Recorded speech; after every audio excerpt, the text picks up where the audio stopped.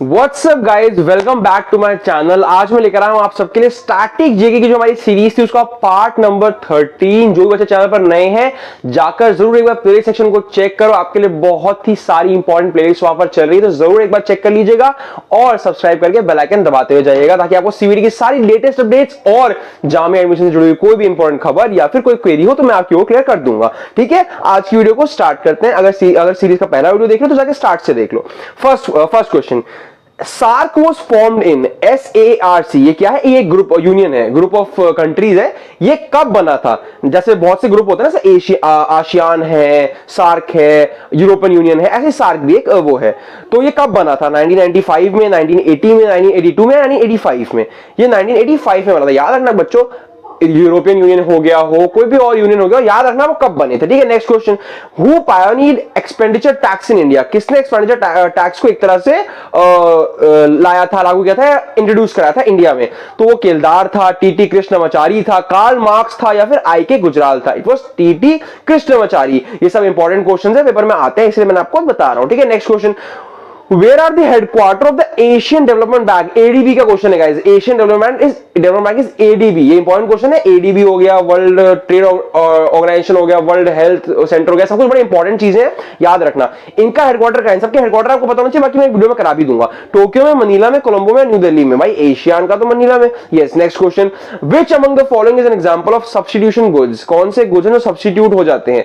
Pen and paper, milk and coffee, ink and pen, tea and coffee. इनमें से कौन से एक दूसरे के सब्स्टिट्यूट है, मतलब एक दूसरे की जगह यूज होते हैं?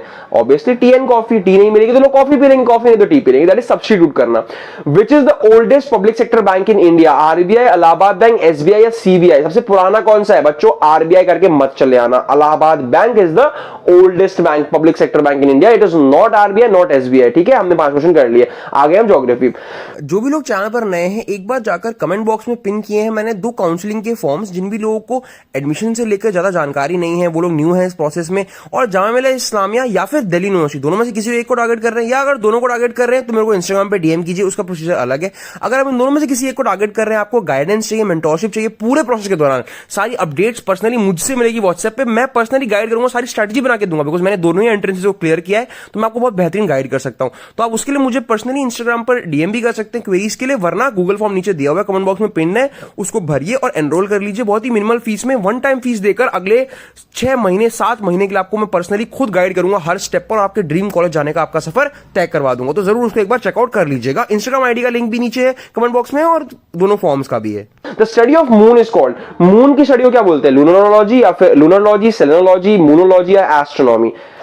सेलेनोलॉजी। मूनोलॉजी कुछ नहीं होता। The study of universe is called, universe की स्टडी को क्या बोलते हैं? एस्ट्रोलॉजी, एस्ट्रोनॉमी, कॉस्मोलॉजी और universology? It's cosmology. Next question, the second most important agro based industry of India after textiles is, मतलब second most important agro based industry India की क्या है? पहली टेक्सटाइल है, ये बात याद रखना। फर्स्ट इंपॉर्टेंट क्या है? टेक्सटाइल है। सेकंड क्या है? डेयरी, पल्प, प्रोसेस्ड फूड या फिर शुगर? Sugar industry. इंडिया की second most important agro based industry क्या है? Sugar industry. Next question, the leading producer of wind power in the world is, सबसे बड़ा producer of wind power in the world कौन है? China, Brazil, USA या फिर Germany? Answer is China. Normally first पे China ही होता है ज्यादातर चीजों में। Next question, Mahe and Yanam are the parts of the union territory of, माहे और यनम जो है वो किस यूनियन टेरिटरी के पार्ट्स हैं? चंडीगढ़ के, दादर नागर हवेली के, पुडुचेरी के, दमन एंड दीव की? आपको पता होना चाहिए बच्चों कौन कौन सी यूनियन टेरिटरीज है हमारी कंट्री में। तो उन सबके नाम मुझे कमेंट करके बच्चे आज बताएंगे कि ये भैया हमारे यहाँ की यूनियन टेरिटरी है। वहां लिखोगे, आपको याद रहेगा, क्वेश्चन आता है यूनियन टेरिटरी से जुड़ा हुआ एक। तो पुडुचेरी के पार्ट्स हैं माहे और यनम।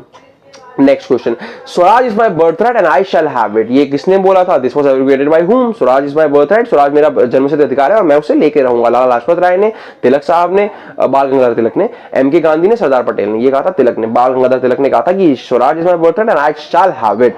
सो डू और डाई किसने बोला था? करो या मरो। Slogan was abbreviated by whom? Slogans बड़े आते हैं इसलिए मैं डाल दिए। जवाहरलाल नेहरू, बाल गंगाधर तिलक, MK गांधी या फिर Sardar Patel? Answer is MK Gandhi. Gandhi ji ने कहा था करो या मरो। Who was the founder of Mughal empire?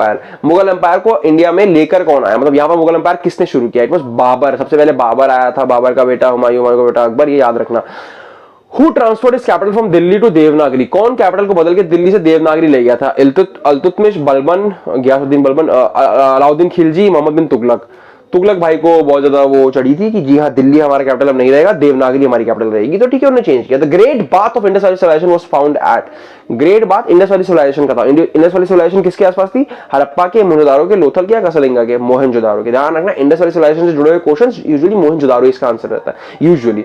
Next question, MST और general pardon is given by, general pardon यानी माफी, एमनेस्टी कौन दे सकता है? गवर्नर, प्राइम मिनिस्टर, प्रेसिडेंट या चीफ जस्टिस? ऑब्वियसली प्रेसिडेंट दे सकता है। ये माफ करने का राइट तो एक के पास है कि प्रेसिडेंट साहब से माफी ले आओ, बच जाओगे। The Indian constitution was laid down on January 26, December 9, November 6, January 26। Indian constitution को लिखा कब गया था बच्चों? कॉन्स्टिट्यूशन को लेड कब किया गया था? इंप्लीमेंटेशन की बात नहीं हो रही है, तो आंसर इज जनवरी 26, 1950। जी हाँ, चलो। वैसे अगर आपका वो आएगा इंप्लीमेंटेशन तो वो भी यही होगा। ये सॉरी मैंने गलत पढ़ लिया। एक होता है क्वेश्चन कि इंडियन कॉन्स्टिट्यूशन बनाना कब शुरू हुआ था, when was Indian constitution creation was started, तो वो 1947 में हुआ था। बट हाँ, लेट डाउन हो या इंप्लीमेंटेशन हो, वो सब कुछ 1950 में हुई थी। Next question, the Indian constitution was prepared in, कितना टाइम लगा था बच्चों? मैंने बोला 1947 में शुरू हुआ, 1950 में खत्म हुआ, तो अराउंड 3 साल, बट 3 साल से कम ही लगे थे। 2 साल 11 मंथ और 18 दिन, बिकॉज दिसंबर में शुरू हुआ था और आई गेस जैन में खत्म हुआ था। हाँ ऐसा कुछ था, नवंबर में। तो 2 साल, अब आप पीछे चले जाओ ना, जनवरी 26 जनवरी को खत्म हुआ था 1950 में, इससे 2 साल 11 महीने पीछे चले जाओ। चलो next question, a money bill can be introduce in Lok Sabha and only recommendation of, money bill को इंट्रोड्यूस कर सकते हैं लोकसभा में किसकी रिकमेंडेशन पे? स्पीकर की, वाइस प्रेसिडेंट की, प्रेसिडेंट की या प्राइम मिनिस्टर की? प्रेसिडेंट की रिकमेंडेशन पे। ये जो सोलो पावर होती है ना, या फिर एक इकलौती ताकत वाली पावर होती है, सब प्रेसिडेंट के पास ही है। How many members are nominated by president in Rajya Sabha? Rajya Sabha में कितने मेंबर्स को नॉमिनेट करता है कौन? प्रेसिडेंट। 10 मेंबर्स को, 12 मेंबर्स को, 15 को या 2 को? जी हाँ, 12 मेंबर्स को प्रेसिडेंट नॉमिनेट करता है। इनमें से कुछ स्पोर्ट्समैन भी होते हैं, बहुत चीजें होती हैं, अलग अलग फील्ड से लेकर आता था। Least penetrating power ray is, ये आ गए आपके किसके? आई गेस ये आ गए फिजिक्स के क्वेश्चन आ गए। The least penetrating power ray is gamma rays, beta rays, alpha rays, none of the above. इन सबसे कमजोर कौन है? Alpha is the weakest. Which one of the following ray has minimum wavelength? सबसे कम wavelength। बच्चों ऐसे क्वेश्चन आते हैं, जनरल साइंस के कुछ क्वेश्चन एकदम डायरेक्ट आते हैं। Which of the following ray has minimum wavelength? Gamma ray, cosmic ray, X ray या ultraviolet rays? Answer is gamma rays. Gamma rays has minimum wavelength. Water is used in car radiator because of its low density. Water क्यों use करते हैं car radiator में? उसकी low density होती है, easy availability होती है, हाई स्पेसिफिक हीट कैपेसिटी होती है, लो बॉइलिंग पॉइंट होता है। उसकी क्या होती है? हाई स्पेसिफिक हीट कैपेसिटी होती है। नेक्स्ट क्वेश्चन, मतलब उसकी वो हीट को ज्यादा कैपेसिटी से, मतलब जल्दी हीट को रिएक्ट नहीं करता ना, बहुत हीट को अब्सॉर्ब कर सकता है, इसलिए रेडिएटर में होता है कार को कोई इशू, डैमेज ना हो जाए हीट की वजह से। Which one of the following produces more severe Burns? सबसे ज्यादा सीवियर बर्न्स गर्म पानी से होते हैं, उबलते पानी से होते हैं, स्टीम से होते हैं, मेल्टिंग आइसबर्ग से होते हैं। स्टीम बच्चों, अगर आपको भाप बहुत जल्दी से लग जाए तो सबसे सीवियर बर्न्स हो जाएंगे, अगर आपको गर्म भाप लग जाए। और वही कि एकदम उबलता हुआ पानी से जो भाप निकल रहा है वो भी अगर लगेगा तभी दिक्कत देगा। अब fresh egg when placed in salt water will, एक फ्रेश एग को सॉल्ट वाटर में डाला गया तो क्या होगा? वो सिंक करके बॉटम में चला जाएगा, सिंक करेगा लेकिन बॉटम में नहीं जाएगा, बीच में उड़ता रहेगा, फ्लोट करेगा ऊपर ही या बर्स्ट कर जाएगा? बच्चों वो फ्लोट करेगा। अगर एक फ्रेश एग को लाकर रखो ना सॉल्ट वाटर में तो वो उसके ऊपर तैरेगा। तो बच्चों ये आज का लास्ट क्वेश्चन था। मैंने बताया ना स्टैटिक जीके के क्वेश्चन ऐसे तो हजारों हैं, लेकिन मोस्ट एक्सपेक्टेड वाले जो है, जो आपको जरूर करने हैं, जो मिस ना हो अगर आपको, तो जी हाँ, पार्ट 13 खत्म हुआ, कल आपका पार्ट 14 भी आ जाएगा जो मैंने रेडी कर दिया। तो इन सबके लिए चैनल को सब्सक्राइब करके बेल आइकन दबाना कि आप कुछ भी मिस ना करें। ओके गाइज, आज की वीडियो में यहीं तक था। अगली वीडियो में मिलते हैं किसी अपडेट या किसी अदर इंफॉर्मेशन वीडियो के साथ। Okay guys, all the best for your preparations.